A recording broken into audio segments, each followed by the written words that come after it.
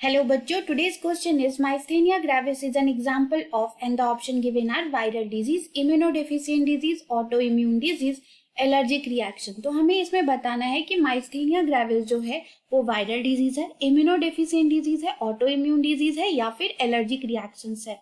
तो myasthenia gravis जो होता है वो ऑटो इम्यून डिजीज होती है।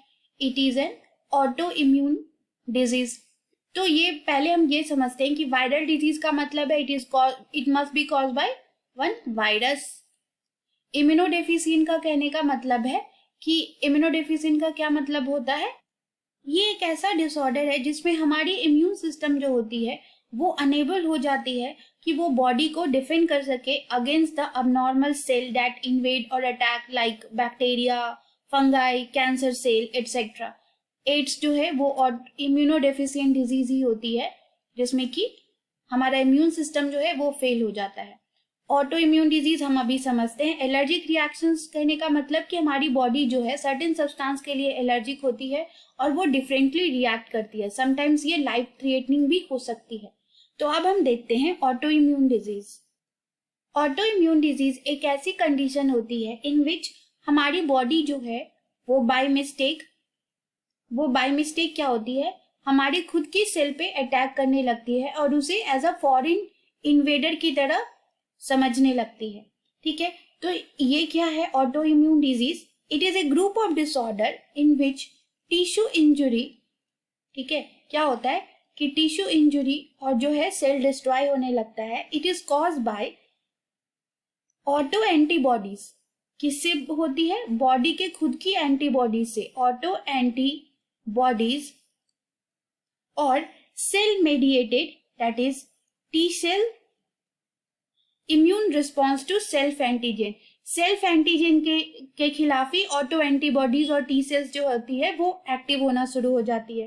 अब हम समझते हैं कि माइस्थेनिया ग्रेविस क्या होता है। Myasthenia gravis is cause by auto antibody. यहाँ पे भी ऑटो एंटीबॉडी बनने लगेगी, बट यहाँ पे कौन से एंटीजन के खिलाफ बनती है, अगेंस्ट बनती है? ये बनती है मसल्स एंटीजन के अगेंस्ट, मसल्स एंटीजन के against and acetyl choline receptor antigen के खिलाफ अगेंस्ट बनती है। मसल एंटीजन एंड किसके खिलाफ बनती है? Acetyl choline receptor antigen. अब माइस्थेनिया ग्रेविस में होता क्या है, यहाँ पे मसल्स जो है वो वीक हो जाती है। अगर मसल्स वीक होगी तो क्या होगा? फटीग होगा, थकान महसूस होगा।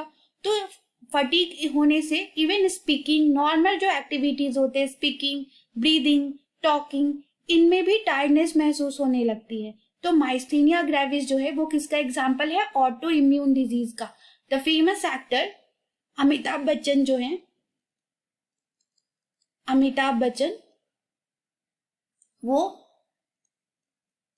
माइस्थेनिया ग्रेविस से डायग्नोज हुए थे और अभी वो डिजीज उनको क्योर तो हो चुकी है, लेकिन डॉक्टर्स ने बोला है कि वो कभी भी ट्रिगर हो सकती है। तो हमारा यहाँ पे आंसर हो जाएगा auto immune disease is the right answer. Thank you, best of luck.